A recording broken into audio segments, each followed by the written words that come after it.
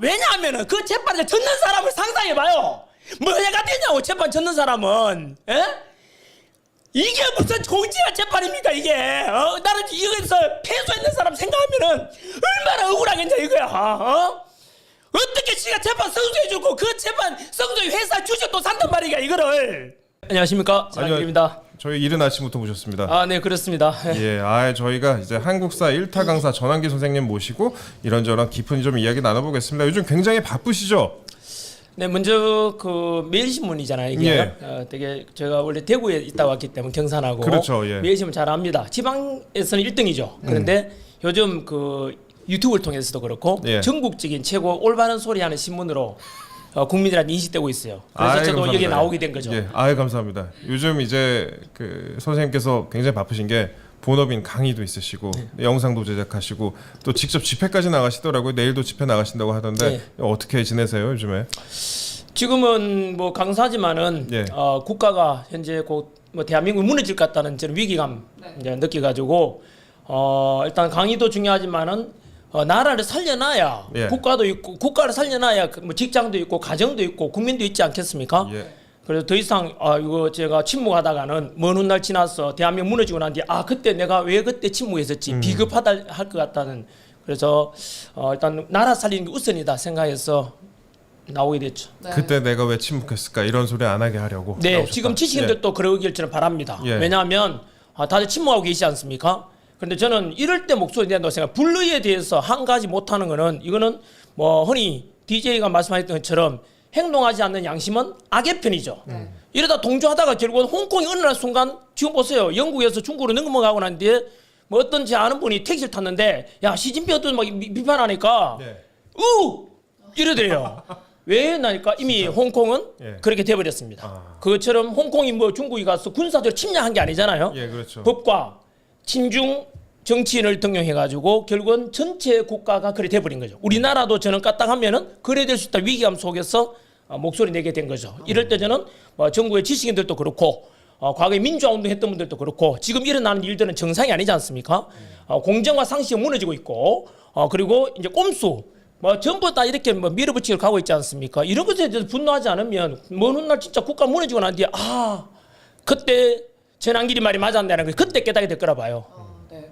그때 선생님 이제 채널을 보신 분들은 네. 많이들 아시겠지만 처음에는 비상계엄을 강하게 비판하시는 영상을 올리셨었잖아요. 근데 지금도 같은 생각이실까요? 네, 지금도 마찬가지 비상계엄이라서 윤 대통령도 마찬가지로 이거는 비정상적으로 했어요. 다만 왜 비상계엄을 선포했을까? 보통 전시나 또는 사변이나 행정 마비될 때 했지 않습니까? 근데 후자에 해당됩니다. 지금은 예. 행정부가 마비 상태 됐지 않습니까? 그래서 비상계엄 선포할 때는 저는 미친 짓 했지만 그 뒤로 일어나는 일들을 통해서 한 50일간 탄핵 정부 속에서 많은 국민들이 알아버렸죠. 네. 왜 비상계엄을 선포했을까? 오죽 답답하면 그랬을까? 설령 대통령이라는 권력 가짐에도 불구하고 비상계엄을 선포할 때는 얼마나 많은 것을 당하고 있을까에 대해 이제 실제로 알아버렸죠. 그래서 29명 저는 탄핵하고. 돌아섰죠. 예. 그렇죠. 예? 29명 탄핵당한 것도 마찬가지로 그 전에는 우리 몰랐지 않습니까? 그냥 대충 넘어갔죠. 뭐 설령 이러다가 이제는 그 대통령께서 저는 그 이제 왜 했는지 알아버렸고 뭐 네. 그래 생각하면 저는. 그 이후에는 근데 이제 계엄은 계몽령이다 또 이렇게 말씀을 하셨어요. 그래서 이 부분도 또 어떤 의미로 말씀하신 건지 간단한 설명 좀 부탁드릴게요. 단적으로 대통령이 비상계엄 선포할 때 지지율이 한 10%밖에 안 됐거든요. 그렇죠. 그러니까 쉽게 말하면 국민들 80~90%가 잘못됐다고 인식했죠. 저도 그중에 한 사람이었고. 예. 하지만 지금 대통령 지지율이 50% 넘었지 않습니까? 그러면은 국민들도 마찬가지로 이건 아니다. 그리고 탄핵 정국 속에서 야당이 밀어붙이기로 그냥 뭐 보여주기 수사라든가 뽕수에 다 드러났기 때문에 국민들이 요즘 왜냐하면 기성 언론에서 보도하지 않는 걸 유튜브라는 뉴미디어가 생기면서 진실을 알아버렸죠. 특히 2030이 집회에 제일 많이 나오잖아요. 과거에는 그 연세 드신 분들이 나온다 그냥 이렇게 했는데 지금은 2030은 SNS를 통해서 진실을 알았어요. 그리고 행동을 옮기고 있는 거죠. 그래서 계몽령이라고 저는 생각합니다. 선생님도 그 2030에게 드리는 말씀 이런 영상도 올리시고 그랬잖아요. 예. 제 제자들이 대부분 2030이잖아요. 제가 수능 강사하고 공무원 강사를 26년 했으니까 다들 예. 2030이 제 제자들이에요. 예. 똑똑합니다, 걔들은. 그 민주당에서 근데 이제 계엄을 두고 내란이다 이렇게 얘기를 하고 있고 선생님은 근데 이에 대해서는 또 반대하시는 입장이고 야당이나 일각의 뭐 내란 주장에 대해서는 좀 어떻게 보시는 그 입장이세요? 앞서서 저는 계몽에 대해서 좀 더 말씀드리고 싶은 두번 거는 말씀하십시오. 예. 첫 번째는 국민들이 알게 된 게 이제 왜 그만 비상계엄을 선포했느냐 지금 현재 재판 과정에서 드러나고 있지 않습니까? 예. 보면은 그 전에 금방 말씀하신 대로 아니 탄핵을 무려 29번이나 한다는 것을 행정 마비시키는 겁니다. 그 탄핵 내용을 보게 되면 또 경악을 금치 못하죠. 네. 첫 번째 감사원장을 탄핵했어요. 왜요? 감사원장. 누 비리를 조사 그 탄핵한 사람이 범인이죠. 왜요? 감사원장 하는 일이 뭔데요? 공무원 비리 국가 잘못한 걸 감사하는 거 아닙니까? 네. 그거를 탄핵시켜. 그럼 그들이 뭔가 뭐 저질렀다는 증거예요. 중앙지검장하고 검사를 탄핵했죠. 그렇죠. 검사 하는 일이 뭐죠? 범죄 잡는 거잖아요. 네. 조폭 잡고. 그럼 그들이 범죄자였다는 뜻입니다. 그러니까 탄핵하는 거 아닙니까? 왜냐하면 범죄자니까 내 수사하지 말라고 좀 탄핵시키는 거잖아요. 그 다음에 방통위원장도 탄핵시키는 같은 맥락이죠. 왜냐하면 자기들이 불리한 뭐 할까 싶어서 업무 시작한 지 2시간 했습니까? 거의 하루 만에 기각. 이 일도 안 하고 탄핵시켰어요. 이게 상식적으로 납득이 안 되잖아요. 얼마 전에 기각이 됐죠. 그래서 그리고 네. 대통령도 탄핵시켰죠. 국무총리도 탄핵시켰죠. 심지어 지금 대행의 대행마저도 말 안 들으면 더 탄핵시킨다고 협박하고 있잖아요. 공갈 치고 있잖아요. 이게 상식적으로 납득이 안 돼. 국민들은 알아버렸죠. 아 이놈들은 국가와 국민은 안중에도 없다. 이거 분노하지 않을 수 없죠. 그 다음에 이제 두 번째 이유가 예산 삭감. 예산 삭감 원래 공무원들이 그 예산 산정할 때 얼마나 신중하게 하고 절차를 거치거든요. 그렇죠. 근데 막판에 가서 야당에서 그냥 이유도 없이 일방적으로 삭감해요. 그 예산 삭감 내용들도 보게 되면은 대통령의 특활비 뭐 80몇 억을 빵원 만들어줘. 그 다음에 또 뭐 검찰 특활비 뭐 500몇 억인가 있거든요. 그것도 빵원 만들어 버려요. 경찰들의 치안 유지 이런 것도 몇십억을 그냥 빵원 만들었죠. 그리고 청소년 그 뭐 일자리 이런 거 있잖아요. 지원 사업 하는 것도 깎고. 그다음 운송 노동자들 근로자들 있잖아요. 휴게소 만드는 것도 또 깎고. 그다음에 제가 군부대 강연도 많이 가는데 군부대 가 보면은 요즘 병장 월급이 200만 원 올랐거든요. 예. 초급 장교들이나 부사관들이 있죠. 이런 분들 예. 너무 지금 사기가 떨어져 있어요. 왜냐하면 병장은 200만 원 받는데 우리 직업군인은 사명감과 투철한 국가관을 가지고 봉사하겠다고 헌신하겠다고 군인이 됐는데 처우가 개선한데 그래서 뭐가 돼? 예산안에 초급 간부들 그 처우 개선에 대해서 몇백억이 선정돼 그것도 삭감해 버렸어요. 저는 야 그러면은 쉽게 말하면 그러고 국회의원 월급을 올려요. 그렇다면 대통령 특활비를 영원 만들었다는 것은 일하지 말아잖아요. 행정부 마비시키는 거잖아요. 검찰들한테 특활비 몇백, 500억 빵원 만들었다는 것은 너 범죄자 수사하지 말라는 거예요. 경찰 깎았다는 것도 마약 수사하지 마. 이거 뭐야 이거는. 이거는 나라를 혼란 사태에 빠져요. 검사들한테 수사도 하지 마라. 대통령님은 돈 하나도 안 주잖아요. 하지 말라고 특활비를. 이 말은 우리 가정살이 하려면 우리가 부부관계도 마찬가지. 직장인 남편이 직장 가가 아내나 직장 가든 간에 가정생활비를 줘야 될 거 아니에요. 자 살림 잘 살아라는데 돈을 하나도 안 줘. 그래도 뭐 돈을 줘야 내가 살 거 아니야. 야 돈 안 줘도 살아. 싫어? 나가. 이거예요. 너 대통령 하지 말라는 거잖아. 이거는 원래 잘못됐죠. 왜냐하면 국회의원도 국민이 뽑았고 대통령도 국민의 선택에 의해서 된 지도자입니다. 예. 그런데 대통령 보고 하지 말라는 거 똑같잖아요. 이거는요. 집 나가라는 거잖아. 그래서 탄핵이 이루어진 걸 보고 국민들은 이건 아니다. 알아버렸죠. 뿐만 아니고 뭐 저는 그 외에도 일어난 일도 수사 과정에서도 너무 이상한 게 많아요. 왜냐하면 첫 번째 공수처가 수사권을 가졌잖아요. 공수처는 원래 내란 수사권이 없어요. 없죠. 뺏깁니다. 그런데도 월급 이래 직권남용 이런 걸 하다 보면 내란 할 수도 있다. 말이 돼요? 원래 내란 수사권은 경찰만 하죠. 왜 경찰이 안 줬나? 또 이것도 원칙이 어긋났잖아요. 그다음 그 공수처에서 대통령 체포하기 위해서 원래 영장 우리 흔히 말하는 그 뭐 영장 쇼핑했다 하잖아요. 예. 그때는 밝히려 했는데 안 밝혀도 이제 드러났죠. 시간이 지나면서 뭐냐면 그때 어느 지법에다가 서부지법이죠. 예. 그 앞 원래 관할 건 어디죠? 원래는 중앙지법. 중앙지법이죠. 중앙지법에 우리는 의심했죠. 왜 중앙지법에 안 가고 서부지법에 갔을까? 그런데 이제 드러났죠. 고백했죠. 중앙지법의 남천규 판사님이 먼저 자기한테 왔었어요. 영장 청구하는데 안 된다 했으니까 서부지법으로 간 거야. 이거 불법이에요. 국민들 아는 사람 알지만 이런 거 공개가 안 됐잖아요. 그다음 서부지법 왜 그럼 그 판사한테 갔을까? 예. 그 판사는 정상적으로 체포영장 발부했어요? 또 잘못됐잖아. 아니 판사가 지가 입법권을 가진 게 아니잖아요. 형사사법에 대해서. 그렇죠. 그 체포 영장에다가 지가 글을 써놓어 예외 조항을. 예. 이런 거는 천인공달만 일이고 이거는 불법이야. 그런데도 언론에서는 아니야 편을 들어주잖아요. 여기서 국민들은 어떻게 판단하겠어요? 그 언론만 본 사람들은 뭐 괜찮네라고 넘어갈 거고 하지만 진실 안 사람들은 반발할 수밖에 없죠. 그 다음에 체포 과정에도 보면은 아니 일국의 대통령 아닙니까?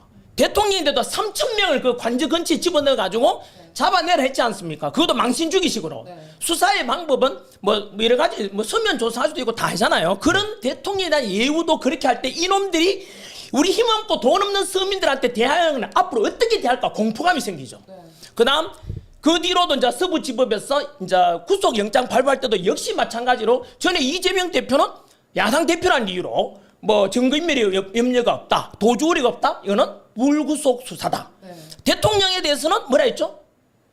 증거인멸 우려가 있으니까 구속이다. 아니 형평성에 대해서 국민들은 또 이제 왜냐하면 젊은 세대들이 이걸 가장 싫어합니다. 공정이 깨졌잖아, 상식이 깨졌잖아요. 예. 분노 안 할 수가 없죠. 저는 이런 이야기 하면 이제 톤이 올라가요. 예. 왜냐하면 이거는 저는 2030을 대변해준다고 생각하거든요. 상식에서 어긋나잖아, 공정에서 어긋나잖아. 그럼 언론에서는 잘못됐다고 해야 되는데 그들 편을 들어주는 언론이 있다니까. 국민들을 완전히 속이고 있는 거예요. 이거는. 그 뒤로 일어난 일들 보세요. 이제 헌재 시간이 왔잖아요. 헌재 시간이 왔는데 헌법재판소에도 마찬가지 또 이미 꼼수 아마 일어나고 있잖아요. 첫 번째가 자 원래 국회에서 탄핵할 때 가결시킨 이유 가장 큰 이유가 뭐였죠? 내란이었죠. 예. 대통령이 비상경을 통해 내란을 일으키고자 했다. 거기다 또 동조했잖아요. 김어준인 씨가 뭐했죠? 뭐 한동훈 사살조 보냈다. 그거 가짜 뉴스잖아. 그런 공포감 속에서 이야 이래서 이제 탄핵 가결시켰어. 네. 자, 자 헌법재판소에다 심판해달라 맡겼어. 그런데 거기에 뭘 뺐으면 가장 중요한 내란죄 때문에 내란 혐의 때문에 탄핵 소추해놓고는 헌법재판소에서는 그 탄핵 내란죄는 빼고 심판하겠다. 이런 걸 누가 납득하냐고. 예? 아니 왜냐하면은 그때 또 이런 변명하대요. 박근혜 정부 때도 복잡한 것 중에 몇 개는 뺐다 하잖아. 그건 격가지를 뺀 거고 이거는 가장 메인되는 걸 뺀 거야. 만약에 내란죄를 뺀다면은 그것 때문에 국회에서 탄핵 소추에 가결 찬성표를 던졌던 국회의원들은 그러면 다시 해야 되잖아요. 그러면 헌재에서는 당연히 이거는 기각이다. 왜? 내란죄를 빼면 안 되지. 왜? 그것 때문에 국회에서 탄핵이 가결됐으니까 돌려보내서 다시 탄핵 소추 의결해가 와라. 라고 하는 게 원칙 아니에요? 맞죠. 원칙 아닙니까? 예, 그렇죠. 상식 예. 아니에요? 예. 그런데 이것을 또 묵과고 넘어가잖아요. 그들 밀어붙이기, 그들은 짜여진 대로 가는 거예요. 말이 안 돼요. 이거에 대해서 분노하지 않는 사람은 멍청이는 IQ 80도 안 되는 사람이야. 상식 아니에요? 그래 놓고도 짜고 치는 것 같아. 왜냐하면 내란죄 없어도 된다. 누구 편을 들었죠? 그러면 이미 헌재는 야당 탄핵 소추안을 제시했는 그쪽 편을 들고 있는 거잖아. 편파 누가 공정하다고 말하겠습니까? 그리고 그 뒤에 이야기는 또 좀 이따 하죠. 현재 헌재 검은 내방을 제가 알려드리겠습니다. 처음입니다. 헌재 관련된 부분들 어제 영상도 올리셨는데요. 저희가 그거는 조금 이따가 좀 다루도록 하고 그리고 아까 좀 말씀하신 부분 중에서 그 중앙지법 남청규 판사가 기각한 네. 영장을 이순영 판사가 발부했다. 이거는 이제 황현우 전 부장판사가 제기한 주장인데 이거에 대해서 아직 확인은 되지 않았음을 저희가 좀 한번 말씀드리겠습니다. 검증 한번 해보시면 됩니다. 예. 그죠? 이제는 숨길 수 없는 게 너무 많은 언론들이 그리고 기존 했던 게 이제 보존이 돼 있잖아요. 옛날에는 다 속아갔어요. 이런 유튜브가 없으니까. 그 요즘 기성 언론들이 제일 싫어하는 게 뭐죠? 유튜브입니다. 예? 왜 그럴까요? 유튜버만 고발했잖아요. 그렇죠. 왜냐하면 유튜브는 진실을 말하고 근데 자기들 말할 때는 자기들 말하기 안 먹히는 거야.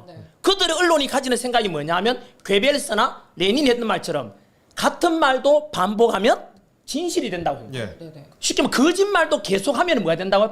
거짓말도 반복하면 진실이 된다고 생각하기 때문에 계속해서 편향된 보도, 왜곡 보도를 계속하는 거야. 예. 가스라이팅 시키는 거죠. 자기 언론을 보는 국민들한테. 그런데 유튜브는 이쪽도 있고 저쪽도 있잖아요. 그 속에 국민들을 판단하는 거죠. 이게 맞는 것 같다. 저희가 그러면은 어제 선생님이 유튜브에 올리셨던 울면서 호소드립니다라는 제목의 영상 짧게 좀 한번 저희가 한번 보여드릴게요. 이거 저희가 한 10초, 20초 정도 짧게 좀 보여드릴 건데 초반에 좀 울먹거리십니다. 근데 관련된 영상 잠깐 좀 보시겠습니다. 눈물이 멈추질 않았습니다. 여러분, 대한민국이 지금 침몰할 위기에 와 있습니다. 여러분들은 대한민국 최고의 법률기관 헌법재판소의 재판관들을 믿고 있습니까? 저도 그렇게 믿고 살아왔습니다. 지금까지. 선생님 영상 보고 오셨습니다. 그 초반부터 영상에서 좀 울먹거리셨는데 거의 찍자마자 울먹거리셨는데 그 이유를 좀 여쭤봐도 될까요? 생각만 하면 지금도 또 기분이 우울해지고 아하. 걱정이 태산 가서 또 눈물이 나려고 하는데 저는 그 헌재 진짜 이런 내막이 있는 걸 처음 알았어요. 그냥 그러려니 생각했었는데 알고 난 뒤에 그동안 속아왔을 국민들 생각하고 하면은 분노에다가 참 진짜 말 그대로 자괴감이 드는 거예요. 네. 예? 이렇게 그냥 너무 슬펐어요. 그래서 1시간 넘게 울었어요. 제가 아하. 고향에도 못 갔잖아요 이번에요. 네. 설날인데 그래서 이거는 국민들한테 반드시 알려드려야 되겠다. 그리고 판단은 국민이 하실 거거든요. 예. 그리고 국민들 2030 청년들 되게 똑똑합니다. 요즘 애들 보면은 그래서 저는 국민들의 판단 맡기고 그래서 좀 이따가 또 말씀드릴게요. 예, 일단 선생님께서 자료를 가지고 왔습니다. 예, 자료 말씀하시기 전에 그러면 내란 부분 조금만 더 이어갈게요. 그러면은 이제 계엄을 두고 민주당 등에서 내란이라고 얘기를 하고 있는데 선생님이 이제 좀 대해서 반대하시는 입장이잖아요. 그래서 네. 야당이나 뭐 일각에서 내란이라고 하는 그 주장에 대해서 좀 반박도 하시고 계신데 이거 어떻게 좀 보시는지 그다음에 그 윤 대통령 구속 부분에 대해서 또 어떻게 보시는지 그거 좀 여쭤볼게요. 사실은 국민 여러분 조금만 되돌아보면은 한 50일 전에 비상기금 직후에 전국적으로 현수막도 막 묶고 난리 났죠. 언론에는. 왜냐하면 내란 수괴 죽여라 막 이렇게 그게 전부 다 가스라이팅 시키는 거예요. 예? 그 속에서 국민들이 이제 알게 됐잖아요. 계몽령 중에 하나가 되죠. 뭐냐면 자 지금도 내란 수괴 혐의로 이제 어쨌든 수사는 받고 있지 않습니까? 그 속에서 국민들이 이제 판단하는 거죠. 국민들도 저도 법 전문가는 아니지만 상식선에서 생각해보면 이런 생각이 들죠. 자 왜 내란이냐 물어보니까 저는 첫째 내란이라 볼 수 없는 이유가 제가 역사 강사로서 어느 나라 대통령이 내란 일으킨 경우는 없습니다. 예. 예? 왜냐하면 권력을 갖지 못한 사람이 지방에서 반란 일으키고 내란 일으키는데 대통령이 이런 걸 있을 수 없죠. 두 번째는 내란을 하려면 그냥 국헌문란 뭐 이런 게 있지 않습니까? 입법을 정지시키거나. 그런데 그날 우리 비상계엄은 일찍 주무신 분은 몰랐어요. 왜냐하면 10시 만에 비상계엄 선포하고 2시간 만에 국회에서 가결시켰고 비상계엄 그만하라. 네. 그리고 6시간 만에 대통령이 오케이. 자 그럼 뭐지 이거? 다친 사람 있습니까? 부상당한 사람 있습니까? 없죠. 없잖아요. 예? 다만 그 당시는 공포감 때문에 막 군인들이 국회에 막 설치고 선관위 왔다 갔다 하니까 우와 이랬는데 그 뒤로 보면은 그때 국회에 들어간 인원이 몇 명인데요? 280명이죠. 자 실제로 5.16 군사정변 네. 그때 동원된 군인이 35,000명입니다. 35,000명. 12.12 사태 우리 서울에 보면 영화 보면 나오잖아요. 그때 동원된 군인이 2만 명이 정도 돼요. 네. 35,000명, 2만여 명인데 이번에는 국회에 간 게 280명이야. 거의 100분의 1 수준이야. 예. 국회의사당 가보면 굉장히 넓어요. 그거를 장악하려면 최소한 5, 6천 명은 필요할 겁니다. 예. 그건 280명. 그다음 두 번째 실탄이 장전됐어요, 안 됐어요? 안 됐습니다. 실탄이 없잖아. 그럼 뭐죠 이거는? 저는 그래서 지금 한참 재판 중에 있지만은 탄핵 소추안 이쪽 입장에서 야당 입장에서는 내란이라고 덮어씌우고 있지만 이쪽 입장에서 볼 때는 대통령 입장 들어보면은 야 실탄도 없었고 단지 날 국민들에게 얼마나 행정이 마비 상태가 있고 탄핵 예산 삭감 통해서 도저히 안 된다. 너무 답답하니까 대통령에서도 국민들이 알리기 위한 말 그대로 비상기업 아니면 이 근본적인 해결이 안 된다 해서 국민들에게 제발 좀 얼마나 답답하면 대통령이 비상기업 선포했는가에 대해서 저는 그거에 더 오히려 납득이 돼요. 그 뒤로 알게 되면서 그래서 저는 오히려 지금 보세요. 대통령 탄핵시켰죠. 국무총리 또 탄핵시켰죠. 대행의 대행도 또 탄핵시키고 있죠. 지금 국방부 장관도 없어. 그 다음에 치안 담당하는 행안부 장관, 경찰청장도 없어. 없어요. 네. 지금요. 그리고 중앙지검장 탄핵됐나요? 네. 어쨌든 자 이런 속에서 지금 대행의 대행만이 또 탄핵시킨다죠. 그러면 국가와 국민은 안중에 있어요, 없어요? 없는 거야. 이게 바로 내란이야. 오히려 행정마비시고 좀 국가가 지금 망하려 하잖아. 이미 자동차 22만 대만큼 판매량만큼 이 국가 손실이 있고 있어. 이럴 때는 이렇게 함에도 불구하고 대통령이 꼭 구속시켜야 되나? 그렇게 망신주기식으로 잡아갔어야 되나? 저는 이 자체가 전부 다 짜여진 각본대로 가서 국민들 가스라이팅 시켜서 계속 여론을 조장한다고 봐요. 국민 여러분 판단해 주세요. 누가 더 옳은, 누가 더 납득이 되는지. 저는 그런 입장에서 볼 때 오히려 비상기업 이후에 일어난 일들을 통해서 야당이 오히려 더 이거 행정을 마비시키는 거잖아요. 이거는 저는 정말로 심각하다고 생각해요. 또 선생님이 영상에서 불의한 헌법재판관들을 꾸짖겠다 이렇게 말씀하셨어요. 그러니까 헌법재판소가 과연 공정한 심판을 내릴 수 있을까 이렇게 말씀하셨는데 이 불의라고 생각하신 이유는 뭘까요? 저는 이 방송을 통해서 국민들에게 이 방송도 다 알기를 바랍니다. 저는 이거 찍고 난 뒤에 제 이제 꽃보다 진한 길 채널에서도 이제 이 자료 공개할 건데 예. 미리 말씀드립니다. 전환길이 전에 선관위에 관한 것도 이야기했을 때 왜 전환길을 고발하고 막 했지 않습니까? 근데 제가 제기한 것은 새로운 게 하나도 없어요. 네. 저는 언론에 보도된 거 팩트만 가지고 그동안 선관위가 얼마나 1200건 이상의 비리가 있었고 수많은 부정선거에 대한 의혹들이 너무 많았습니다.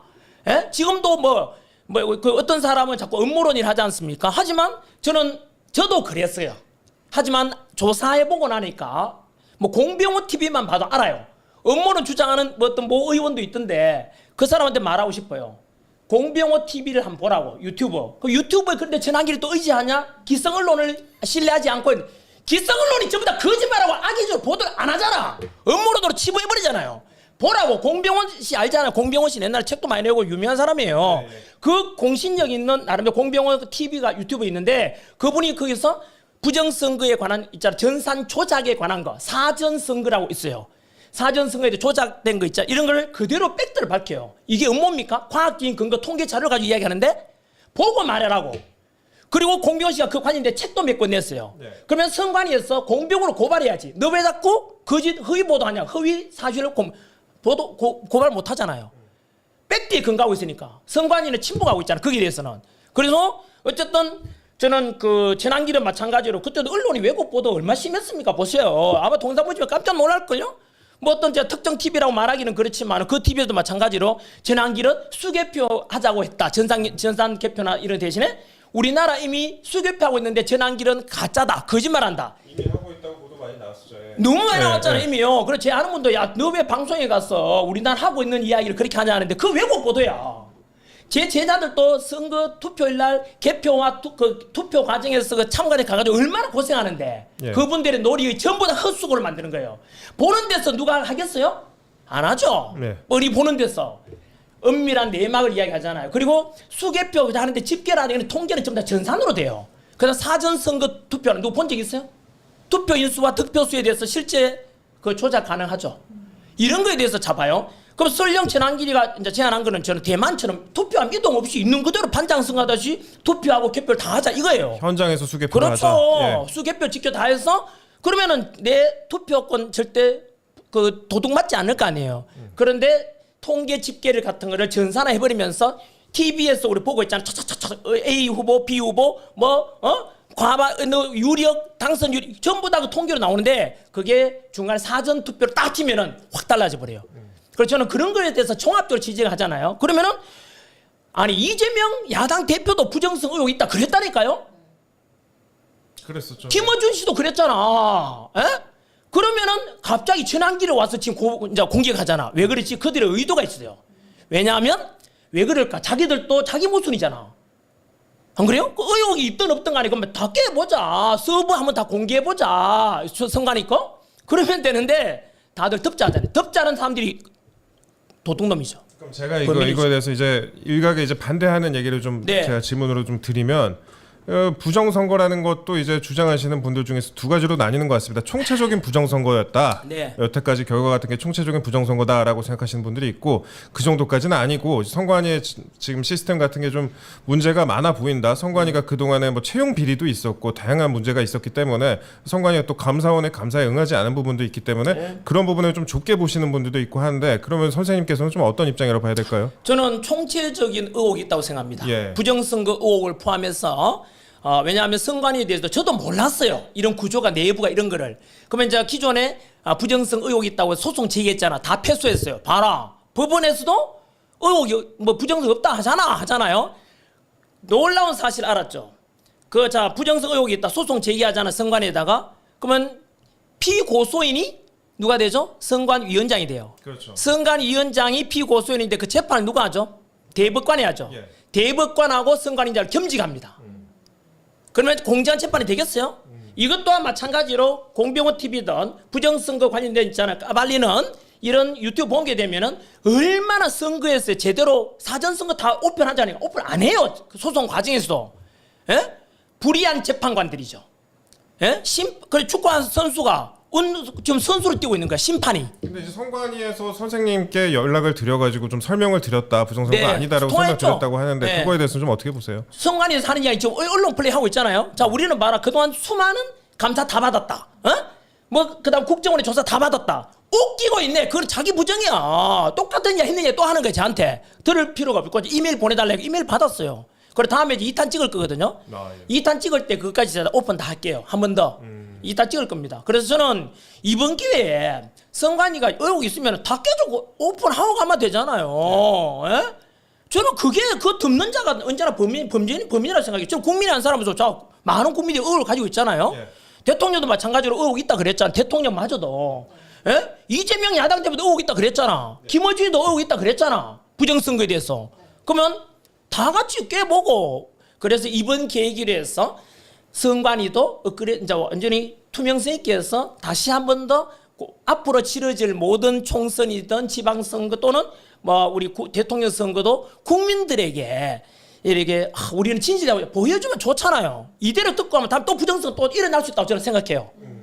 그럼 저 반박하는 분들 논리로 조금만 더 제가 네. 더 여쭤볼게요. 그러면은 일각에서는 그 부정선거였으면 그러면 윤석열 대통령이 당선이 됐겠냐라고 네. 이제 반박하시는 분들 계시고 그 다음에 뭐 구청장 선거 같은 경우에도 지방선거에서 서울 네. 대부분의 구청장이 이제 국민의힘이 당선되지 않았습니까? 그러면 이러면 이번에는 이런 식으로 주장을 하고 다음엔 이런 식으로 주장을 한 거냐 이런 식의 이제 반박이 나올 수도 있는데 요거에 대해서 좀 어떻게 생각하세요? 자, 합리적 의심 한번 해보죠 우리가. 예. 자, 내가 떨어졌어. 억울해.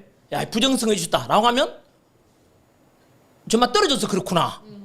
예? 예. 그냥 변명하고 싶구나라고 생각할 수 있는데 거꾸로 대통령이 당선되었어. 예? 당선됐음에도 불구하고 금방 말씀드린 대로 뭐 지방 보궐선거에도 당선됐음에도 불구하고 한 번 더 우리가 다 투명성 있게 하자라고 하면 진정성 있는 거잖아 오히려. 예. 안 그래요? 당선됐음에도 불구하고 한 번 더 오픈해가 향후에 있을 선거에서는 부정선거 없도록 하자. 오히려 저는 그게 더 진정성 있다고 생각해요. 알겠습니다. 그리고 제가 한 번만 더 마지막으로 좀 반박하는 입장을 좀 말씀드리면 그러면 일각에서는 신뢰도를 가진 유명인이 사법부나 선관위 불신을 조장하는 거 아니냐 이런 식으로 비판을 하기도 합니다. 이런 비판에 대해서는 좀 어떻게 생각을 자, 하세요? 지금도 예. 제가 저 헌재에 대한 불이한 재판관을 제가 고발하려고 하지 않습니까? 자, 그러면 저는 원래 사법부도 그렇고 언론도 그렇고 선관위도 그렇고 믿고 왔어요. 네. 예? 당연히 공무원들이 수행하고 당연히 공정하게 하겠지. 그런데 너무 많은 의혹, 자, 전환길이가 문제 제기해서 의혹이 문제 있었어요. 수많은 의혹과 불신감이 있는 팩트들이 드러나니까 전환길은 처음 제시한 것도 아니고 네. 수많은 사람들이 제시하고 있는 걸 그래서 이제 저는 모아서 간추려서 이야기했는데 그게 청년들한테 와 이게 팩트다에 대해서 그래서 저는 선관위나 사법부에 대해서 불신하려고 하는 게 아니고 제가 먼저 불신했습니까?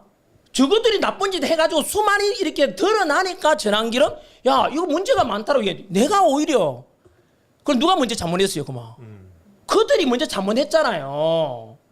많은 국민들도 아마 그걸 동감하고 있잖아요. 저는 불신 조장하는 게 아니고 헌재도 지금 이제 보여드릴게요. 헌재에 대해서도 아무튼 저는 국민 여러분께서 이 방송 보신다면 요즘 뭐 기억 형상 종이 형상 기억 종이 그것만 유튜브에 검색해봐도 드러납니다. 예? 형상 기억 종이 2030들이 가장 흔히 쓰는 말 아닙니까? 헌재 얘기 그럼 제가 좀만 더 이어가겠습니다. 네, 헌법재판소 재판관들이 짜여진 각본대로 재판하고 있다 이렇게 강하게 좀 비판을 하셨는데 헌재에 대해서 좀 하신 말씀이 많으신 것 같아요 선생님께서. 예. 자료를 이만큼 있는데요. 예, 좋습니다. 지금부터 예. 자료는 제가 이걸 처음으로 오픈하는 겁니다. 이거는 새로운 자료가 아닙니다.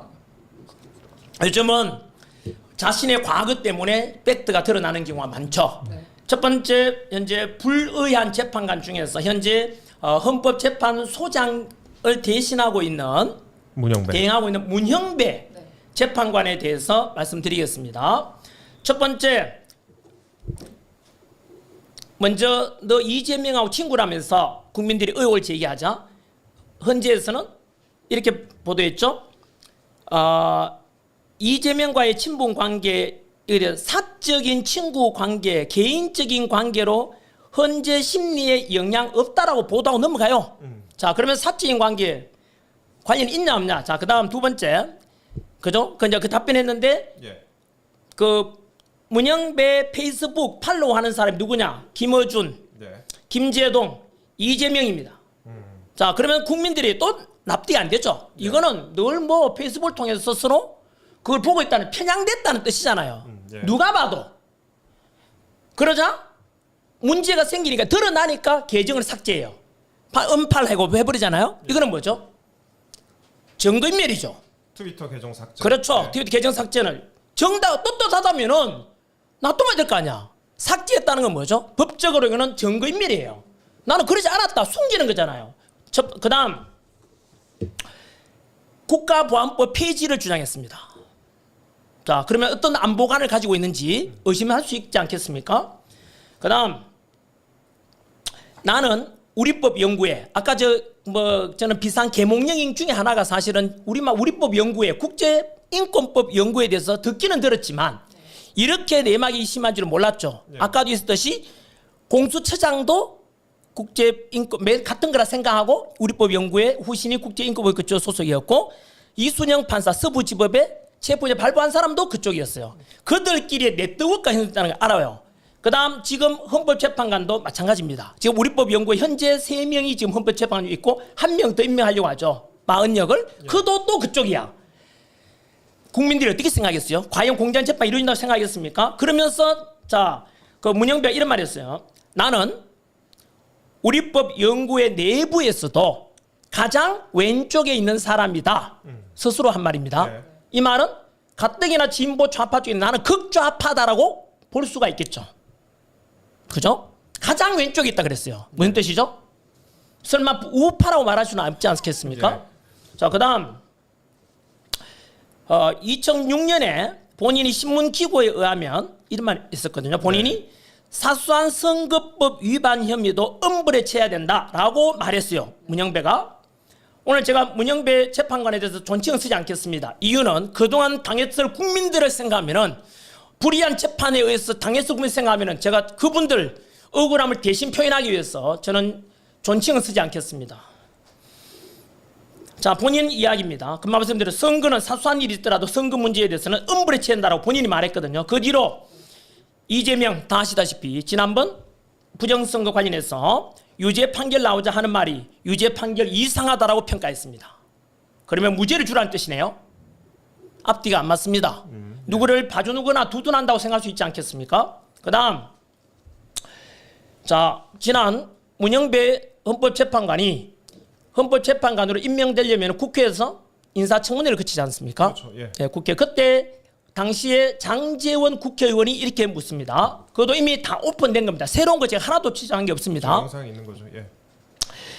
자, 문영배 후보를 빨갱이라고 생각하지는 않습니다. 그러나 자괴감을 갖지 말고 들어보세요 라고 하면서 다만 헌법재판관 9인 중에서 9명 중에서 5명이 우리법 연구회 소속 재판관이 된다는 겁니다. 이 말은 9명 중에서 5명이면 과반이 넘죠. 1명만 더 하면 6명이 되어서 그렇죠. 심판 심판 결정할 수 있는 거죠. 그걸 우려했지 않습니까? 그때 문영배 답변하기를 우리법 연구회는 학술 단체로서 이념이나 성향의 어쩌고저쩌고 이런 이야기 나오거든요. 이것도 오픈된 겁니다. 그런데 그 다음에 PD수첩에서 제작진에 대한 무죄 판결 딱 다음 날에 문영배가 블로그에 올린 글입니다. 문영배 글입니다. 우리법 연구회 회원이 지지하는 대법원장이 취임하셨고 대법원장을 지지하고 법원의 중요 부분을 구성함으로써 주류의 이론으로 편입될 이상 기존 주류의 잘못을 되풀이해서는 아니 되겠습니다. 박시환 정신으로 함께 나갈 것 이렇게 썼거든요. 그럼 박시환 정신이 뭐냐? 자, 본인이 밝힙니다. 예. 본인이 쓴 글입니다. 우리 모임은 우리법 연구회입니다. 법원 내 여러 연구 모임처럼 회원의 실력 향상이나 역량 정진 등 개인의 발전을 목표로 하는 모임은 아니다. 그럼 뭐죠? 법원이나 법조계 내에 문제의식과 이상을 가진 회원이 모여서 재판 과정 또는 사법 운영에 참여함으로써 재판 과정 또는 사법 운영에 참여함으로써 법원을 이상적인 방향으로 변화시키는 것을 목표로 하는 단체다. 자, 그 이상은 뭔지 모르겠습니다. 사실상 박시환 정신은 사법부 운영권을 장악해서 목표를 달성하는 행동하는 단체다라고 장지현 의원이 이야기해요. 예. 이 말은 뭐냐, 단순한 학술 모임이 아니라는 뜻입니다. 실제로 그 뒤로 일어나는 일들 보게 되면 현재 우리법연구회 후신 국제인권법연구회 소속 판사들이 현재 전에 언론 오픈된 건 한 400여 명 된다고 했어요. 예. 한 3천여 명 전체 판사 중에서 한 15% 14% 정도 되거든요. 예. 지금은 오픈 안 해요. 그런데 기껏해서 15% 정도 되는 이 우리법 연구회 국제연구회 요 판사들이 요직을 너무 많이 장악했어요. 그 대표 사례가 뭐죠? 가장 최고 높은 헌법 법률기관인 헌법재판소에 벌써 4명. 예. 자, 그죠? 얼마나 큽니까 이게? 김명수 대법원장도 그랬지 않습니까? 그것도 우리법 연구예요. 예? 문재인 정부 때 잘 나갔지 않습니까? 예. 재판 지연하면 생각나는 게 누구예요? 국민들 다 알죠. 김명수 대법원장 있을 때 그랬잖아요. 재판 지연시켰는 거. 이 언론에 다 온 거 오픈돼요. 지난주에 처음 하는 거 아니죠? 예. 예? 그다음 이처럼 반국가적인 국가가 아니라 역사관 또는 대한민국 헌법을 수호하려는지 의심스럽습니다. 그다음 오늘 또 그 문영배는 본인은 뭐 그렇지 않다 뭐 이렇게 표현했지만은 아무도 설득력이 없는 게 그분이 유엔공원 방문한 뒤에 언론에 나와 있죠. 유엔군 참전 용사들은 무엇을 위해 이 땅에 왔을까? 전쟁의 방법으로 통일을 이루려는 자들은 이렇게 표현해요. 예. 본인은 나중에 이제 북한군을 뭐 저희가 비판할 것이다 이렇게 말씀하시죠. 또 거짓말, 또 예. 저는 그걸 좋아. 자, 그럼 국민들이 판단해야 되죠.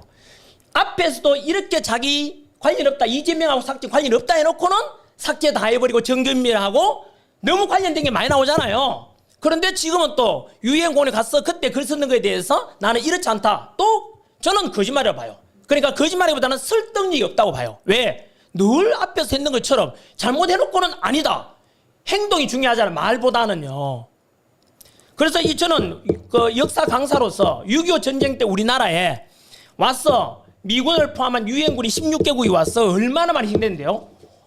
그 희생군들이 왜 왔는데요? 공산당 막을 내고 평화, 자주평화, 자유평화를 지키려고 왔는 군인들한테 너희들이 왜 왔느냐라고 이렇게 만약 회고한다 치면은 저는 이 사람에 대해서 국가관에 대해서 국민들께서 심판해야 한다고 저는 생각해요. 저는 새로운 주장이 하나도 없습니다. 저한테 문제 제기하거들랑 언론 찾아보라고 보도된 거를요. 그 다음 두 번째 불의한 재판관 이미선 재판관에 대해서 뭐가 나왔냐면 자신이 가진 주식의 회사에 대한 재판을 승소 판결 내렸습니다. 그리고 나서 승소 판결이 내린 그 회사의 주식을 삽니다. 여러분 이건 뭔지 아십니까? 그건 단순한 문제가 아니에요. 내가 재판관이잖아. 심판하는 거잖아. 인간 세계에서 이거 신이 존재하는 인간 세계라면은 대법원 이거 판사가 판결하면 끝이야. 그 판결하면서 A와 B가 소송 지음에 있는데 내가 A를 편든 거잖아. 왜냐하면 이렇게 네 승소해놓고 네 회사 주식을 내가 사겠다는 거잖아. 이 말은 법관의 양심으로 있을 수 없는 일이에요. 이거는 왜냐하면은 그 재판을 졌는 사람을 상상해봐요. 뭐 해가 되냐고 재판 졌는 사람은. 에? 이게 무슨 공직한 재판입니까 이게? 나는 이거에서 패소했는 사람 생각하면은 얼마나 억울하겠냐 이거야. 어떻게 지가 재판 승소해주고 그 재판 승소의 회사 주식 또 산단 말이야 이거를. 법과 양심이 어딨냐고 이게. 조금만 진정하시고 선생님. 근데 그 주식 관련해서는 굉장히 그 비판하는 기사도 많이 또 나왔었습니다. 하나 더 있어요. 예. 친동생 이상희 변호사입니다. 아 그렇죠. 자기 친동생 이상희 변호사 뭐하는지 아십니까? 윤석열 대통령 퇴진 특별위원회 부위원장을 맡고 있습니다. 다시 한 번 더 말씀드릴게요. 이미선 재판관의 친여동생이 대통령 윤석열 대통령 탄핵시키고자 하는 그쪽 단체의 부위원장을 맡고 있다고. 이 말은 뭐죠? 가족이잖아. 이런 거에 대해서 그러면 이미선 재판관이 과연 누구 편을 들겠어요? 대통령 탄핵하는 쪽 편 들겠어요? 탄핵을 반대하는 쪽 편 들겠냐고. 납득이 안. 이런 것에도 국민들이 2030이 분노하는 거잖아요. 이걸 분노하지 않으면 뭘 가지고 분노하겠어요? 이미선 재판관이 보고 계십니까? 양심이 있으면 저는 제 살아온 상식과 양심의 가책 많이 못 배웠던 국민들일지라도 최소한 양심은 있잖아요. 예? 저희 아버지는 초등학교 저는 못 다니셨어요. 제 시간 짧았자 언제나 자식들한테 거짓말하지 마라, 남한테 해코지하지 마라 이런 가르쳤거든요. 그런 대부분의 선량한 국민들, 법 없이도 살 수 있는 국민들한테 이럴 수가 있느냐 이거예요. 우리 같으면 최소한 양심상은 이거는 제 여동생이 대통령 탄핵하는 쪽에 목소리 내고 있으니까 저는 양심상 이 재판관이 될 수 없습니다. 이게 염치가 있는 거잖아. 염치가 없는 게 뭐예요? 깨뜨릴 밭에서 파렴치라고 해요. 파렴치. 이게 파렴치 아닙니까? 이 재판을 누가 국민들이 신뢰하겠냐고. 문영배도 마찬가지잖아. 이런 국가를 가진 사람이 가지고 윤석열 대통령 자유민주주의 지키려고 지금 탄핵이 당하고 있잖아요. 지금 자유민주주의 지키고 하는 사람한테 이런 국가를 가진 사람. 그래서 또 한번 이야기해볼까요?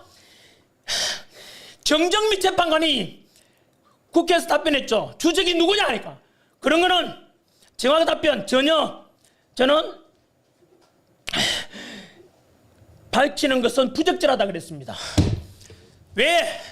지금 우리 누가 휴전선에서 맞서서 수많은 우리 군 장병들이 목숨 걸고 북한에 맞서 싸우고 지금 대치하고 있는 상황이잖아요. 북한은 핵 쏘고 있고 미사일 연습하고 있는데 이런 속에서 지금은 북한이 주적이 뭐예요? 공산당인데 그걸 왜 떳떳하게 말 못하냐고. 주적이 공산당 북한이라 말도 못하는 사람한테 이런 사람한테 우리가 헌법재판관을 맡긴단 말입니까? 이게 우리법 연구의 그 실제예요. 이런 것들이. 정계선. 예. 그 다음 정계수는 마찬가지 우리법 연구입니다. 그 다음 마흔역 지금 헌법재판관이 8명 있죠. 9명을 채워야 되는데 8명이에요. 그런데 왜 마흔역 원래는 국회에서 동의를 구해야 되죠. 여야 합의하에 추천해서 헌법재판관 임명해야 되는데 지금 야당에서 일방적으로 최상목 대행이 임명하지 않는 것은 위헌이다. 이래서 위헌 심판을 누가 하죠? 또 헌재에서 해. 네, 2월 3일에. 자 그러면 헌재에서 했는데 헌법재판관 문영배가 또 뭐란 말했어요? 그래 2월 3일까지 빨리 심판하겠대. 위헌에 대해서. 그러면 이제 뭘 심판할지 눈에 보이잖아요. 마흔역을 임명하려고 하겠죠. 임명하는 순간 국민들은 다 뒤집어져 일어날 겁니다. 한 번 더 말씀드리지만 왜냐하면 마흔역이야. 왜 마흔역이 뭐 있는지 한번 검색해 보세요. 마흔역에도 검색해보라. 국민들이 알아야 된다고. 저는 이 방송 나와서 진실을 알려주고 싶다고 언론에서 이런 말 안 하잖아요. 전환길이 말하면 너 왜 헌재를 흔드는지 아는데 이걸 알고 내가 흔드는 거야. 헌법재판관이 불의한 거야. 이거 누가 문제냐고. 저는 지금까지 우리가 흔히 마오도 대부분 국민들은 어떻게 생각하는지 압니까? 헌법 법률이 아니라 제일 높은 게 헌법재판관이야. 그들이 입고 있는 그 멋있는 제복 너무나 권위 있어 보이고 너무나 올바른 재판할 거라고 믿고 있습니다. 언제나 그래도 존경심을 표하고 언제나 재판관한테. 그럼에도 불구하고 지금 내막에는 이런 검은 커넥션이 있는 걸 보고 이런 걸 보고 저는 어떻게 이런 재판관이 헌법재판관이 될 수 있냐고. 누가 자문했는데 전환길이 자문했는데 아니면은 불의한 재판관이 자문했냐고. 이런 걸 생각하면 눈물이 안 날 수 없잖아요. 이런 불의한 재판을 통해 대통령 탄핵시킨다고? 누구들이 뭔데?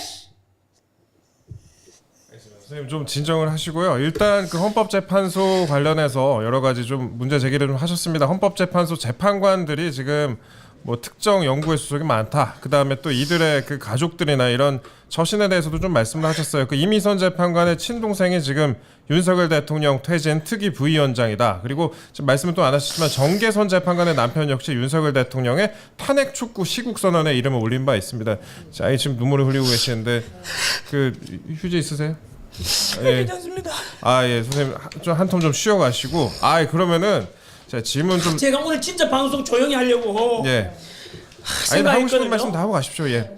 하지만은 이런 거 생각하면은 그동안 이들이 저질렀던 불의한 재판에 심판을 받았던 사람들이 얼마나 억울한 사람이 많았겠냐 이게요. 몰라서 그잖아. 저처럼 당연히 헌법재판관은 법과 양심과 절차와 법과 양심에 따른 재판인 걸 믿고 있었는데 알고 보니까 그리고 저는 한마디 더 하고 싶어요. 국민 여러분 앞으로 모든 재판 받을 때 우리나라의 우리법 연구회 후신 국제인권법 연구회 소속 판사들이 아직도 수백 명이 있습니다. 앞으로 그런 정치 관련 소송 걸리면은 재판관들한테 확인하세요. 당신은 울법연구회 소속입니까? 당신은 그 후신 국제임금연구회 소속의 판사입니까? 물어보고 그쪽이었다면 재판 기피 신청하십시오. 절대로 그들에게 올바른 재판 심판을 못 받습니다, 여러분. 반드시 재판 기피 신청을 하라고요. 그리고 우리법연구회와 국제임금연구회 소속 판사들은 너희들 공무원이잖아, 공무원. 내가 작년에 세금 27억을 5천 냈다고.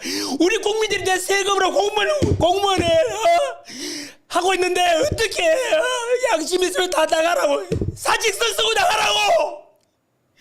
왜 그동안 너희들이 저질렀어? 그걸 생각해봐.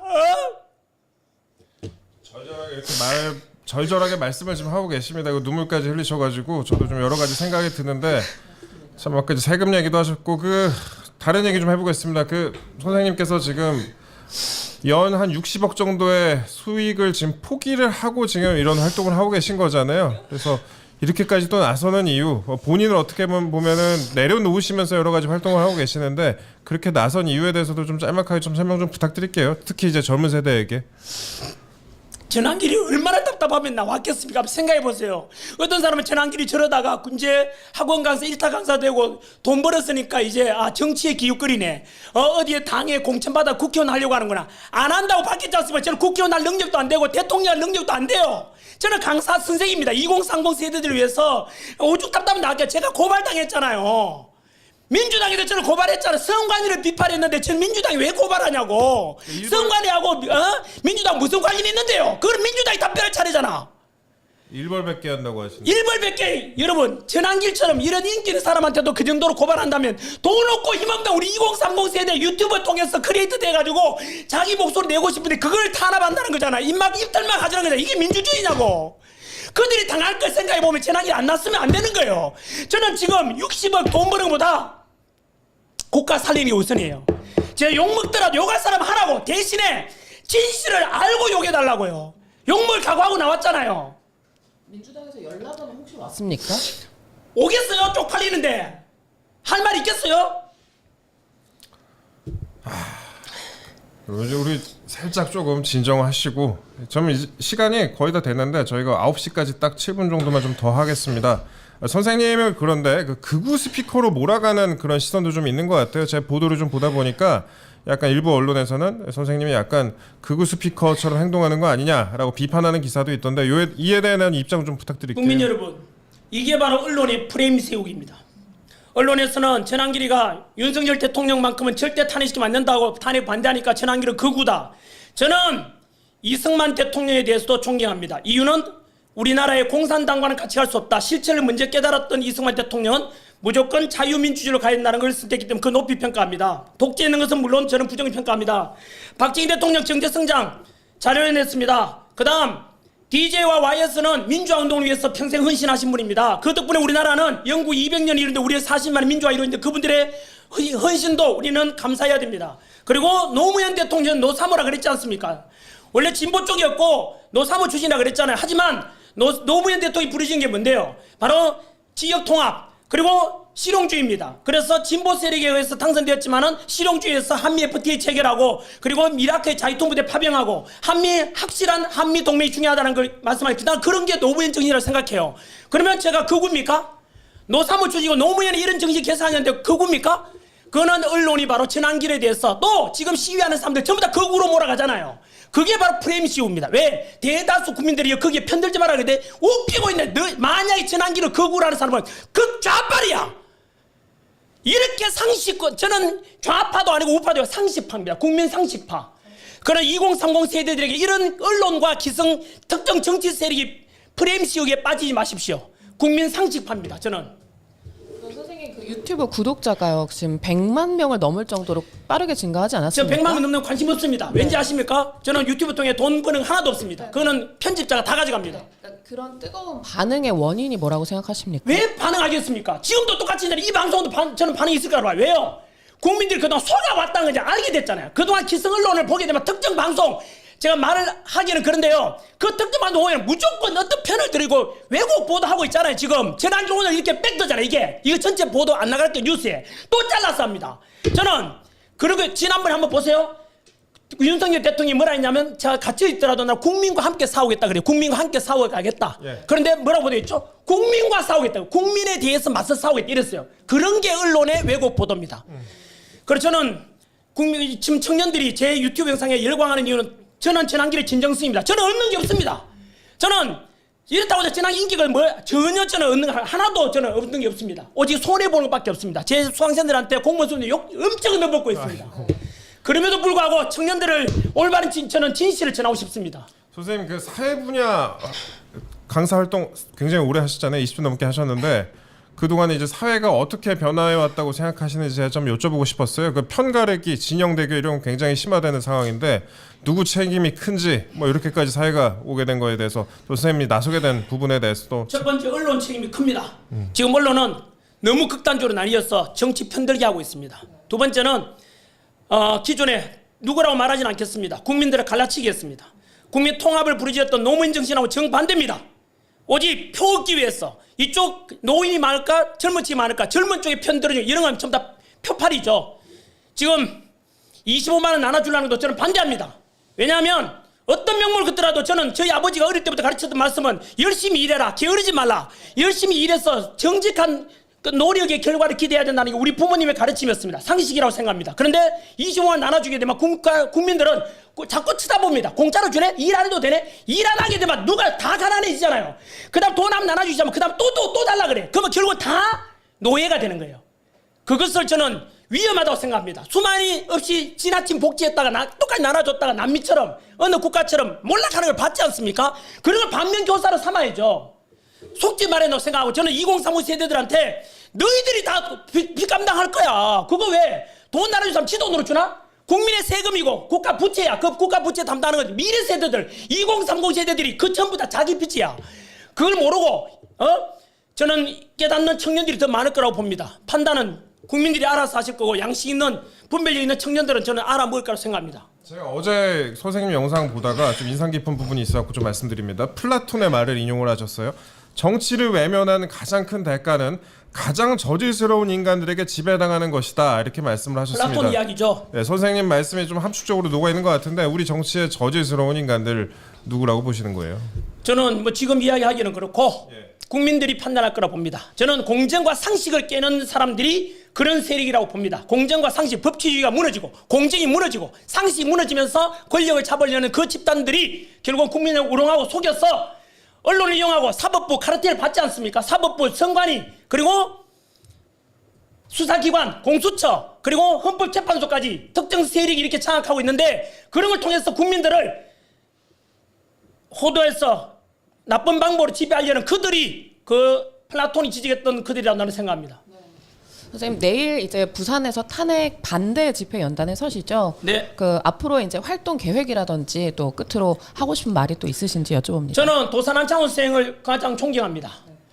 꿈이라도 거짓말하지 말라. 그래 청년이 죽으면 민족이 죽는다고 했습니다. 저 역시 마찬가지로 여기 지금 방송하는 이유, 집회 나가는 이유는 도산 창원생의 가르침대로 청년들에게 있는 그대로를 전하고 싶습니다.